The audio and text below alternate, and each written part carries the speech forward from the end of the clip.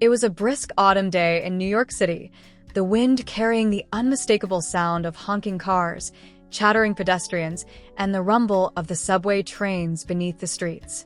Among the sea of bustling commuters stood a figure who seemed almost out of place, a woman sitting on the cold concrete steps of a building, wrapped in layers of worn-out clothing, her face weary yet dignified. She held a cardboard sign that read, "Homeless. Veteran. Please help." The woman was Maria Collins, a former Army medic who had served in Iraq. After her return from duty, she struggled with both visible and invisible scars, PTSD, chronic health issues, and the haunting memories of friends lost in combat. She had fought for her country, but now, in the very city that prided itself on opportunity, Maria was left to fight for survival on the streets. As the sun dipped below the skyline, a car pulled up beside her. The doors opened, and a man stepped out. Maria looked up, expecting yet another passerby to ignore her. But this time, it wasn't just anyone. It was none other than Donald Trump. The former president had been in the city for a charity event, one of his many philanthropic endeavors. His sharp suit and unmistakable presence turned heads as he made his way toward Maria. His security team stood nearby, scanning the surroundings, but Trump paid them no mind. His eyes locked onto Maria's, and without hesitation, he walked up to her. "Are you okay?" he asked, his voice surprisingly soft for someone who often made headlines for his bold statements. Maria blinked in disbelief. This wasn't a scene she had ever imagined. A billionaire businessman, a former president, standing in front of her, speaking with genuine concern. "I've been better," she replied, her voice hoarse. "But I get by." Trump knelt down beside her, his signature confidence tempered with a rare vulnerability. He looked around at the cold, unforgiving streets of New York City, where the most powerful of people sometimes turned a blind eye to those in need. "Do you mind if I ask?" Trump said, his voice now quieter. "Why are you here? A woman like you, a veteran, shouldn't be on these streets." Maria let out a sigh. It was the question she had answered 100 times before, but this time felt different. Maybe it was the presence of the man in front of her, or the way he seemed genuinely interested in her story. "I came back from the war," she began, her voice cracking as she spoke, "and it's been hard. I didn't get the help I was promised. They gave me a medal, but no real support. I've been through a lot, PTSD, injuries, and after my service, I ended up here on the streets." Trump listened intently, his expression changing as she spoke. He could see the pain in her eyes, the same eyes that had seen the horrors of war, only to face a different kind of battle on her return. "I've always believed in helping people who help this country," Trump said after a long pause. "You served us. You deserve more than this." With that, Trump did something no one expected. He reached into his jacket pocket and pulled out his wallet, slipping a few crisp bills into Maria's hand. "But I don't want your money," Maria protested, looking at the bills with a mix of shock and confusion. "What I need is a way out. A place to start over." Trump nodded. "You've served your country. Now, it's time for the country to serve you. You're not just a statistic or a forgotten face. You're a person, and you deserve the chance to rebuild." In that moment, the cold streets seemed to fade away, replaced by a sense of possibility. Trump didn't just offer money. He offered her a connection, a chance at redemption. But he wasn't done yet. Trump pulled out his phone and made a call. "Get me the best veterans care program in the city," he said, his voice steady and direct. "Make sure Maria Collins gets the help she needs." The security team, initially startled by the personal interaction, quickly rallied. Within moments, they had made arrangements for Maria to receive immediate care, a temporary shelter, and even a consultation with a top-notch veterans counselor. It wasn't much in the grand scheme of things, but for Maria, it was the start of something new. As Trump stood to leave, he looked down at her once more. "You take care of yourself, okay?" he said, his words more human than any of the sound bites he'd ever spoken during his political career. Maria, overwhelmed by the unexpected kindness, smiled for the first time in months. "Thank you," she said, her voice barely above a whisper. "Thank you for believing in me." Trump nodded and turned to leave, his footsteps echoing in the empty streets. But this time, they weren't filled with the usual bravado. There was something different, something meaningful about the way he walked away. As he disappeared into the distance, Maria looked down at the money in her hands and the promise of a new life on the horizon. For the first time in a long while, hope flickered within her. As the young man turned to look at the woman, the latter raised her eyes and fixed them steadily upon the young lady who had so rudely directed towards her the attention of her companion. Her face was not old nor faded, as the dress she wore. It was youthful, but plain almost to homeliness, and the smallness of her eyes, which were close together and placed at the Mongolian angle, gave to her countenance a singular aspect. "How do you do, Ani?" said the young man, gently drawing on the rein of his horse, so as still further to diminish his speed.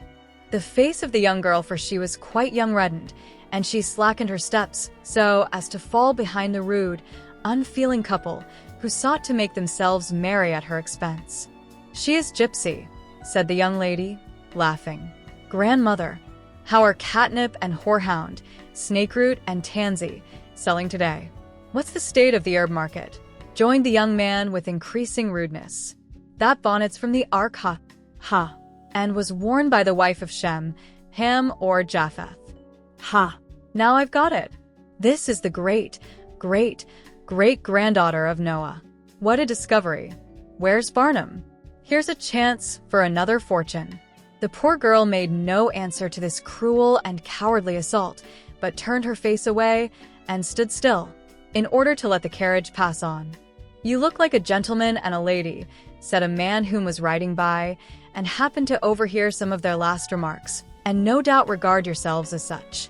But your conduct is anything but gentlemanly and ladylike, and if I had the pleasure of knowing your friends, I would advise them to keep you in until you had sense and decency enough not to disgrace yourselves and them." A fiery spot burned instantly on the young man's face, and fierce anger shot from his eyes. But the one who had spoken so sharply fixed upon him a look of withering contempt, and riding close up to the carriage, handed him his card, remarking coldly, as he did so, "I shall be pleased to meet you again, sir. May I ask your card in returns?" The young man thrust his hand indignantly into his pocket and fumbled there for some moments, but without finding a card. "No matter," said he, trying to speak fiercely, "you will hear from me in good time, and you from me on the spot, if I should happen to catch you at such mean and cowardly work as you were just now engaged in," said the stranger, no seeking to veil his contempt. "The vulgar brute. Oh, he's horrid," ejaculated the young lady as her rather crestfallen companion laid the whip upon his horse and dashed ahead. "How he frightened me." "Some greasy butcher or two-fisted blacksmith," said the elegant young man with contempt. "But," he added boastfully, "I'll teach him a lesson." Out into the beautiful country, with feeling a little less buoyant than when they started, rode our gay young couple.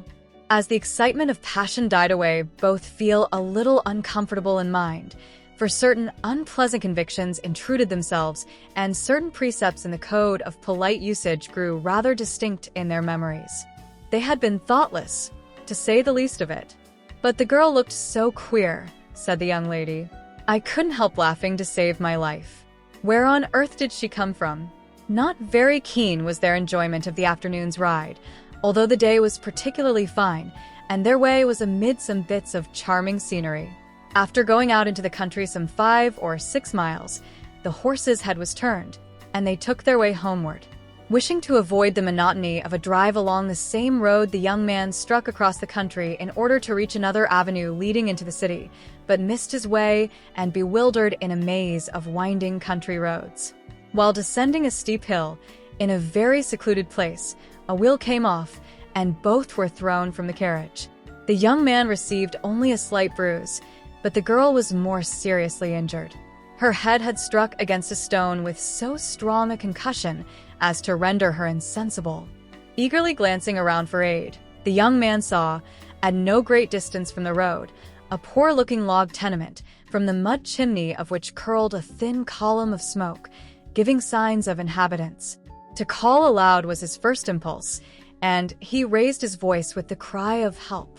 Scarcely had the sound died away, ere he saw the door of the cabin flung open, and a woman and boy looked eagerly around.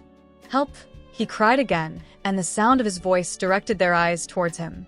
Even in his distress, alarm, and bewilderment, the young man recognized instantly in the woman the person they had so wantonly insulted only an hour or two before. As soon as she saw them, she ran forward hastily, and seeing the white face of the insensible girl, exclaimed, with pity and concern, "Oh, sir, is she badly hurt?" There was heart in that voice of peculiar sweetness. "Poor lady," she said tenderly, as she untied the bonnet strings with gentle care and placed her hand upon the clammy temples. "Shall I help you to take her over to the house?" she added, drawing an arm beneath the form of the insensible girl. "Thank you." There was a tone of respect in the young man's voice. "But I can carry her myself," and he raised the insensible form in his arms and, following the young stranger, bore it into her humble dwelling. As he laid her upon a bed, he asked, eagerly, "Is there a doctor near?" "Yes, sir," replied the girl.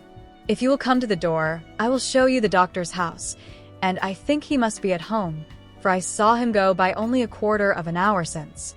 John will take care of your horse while you are away, and I will do my best for the poor lady." The doctor's house, about a quarter of a mile distant, was pointed out, and the young man hurried off at a rapid speed. He was gone only a few minutes when his insensible companion revived and, starting up, looked wildly around her.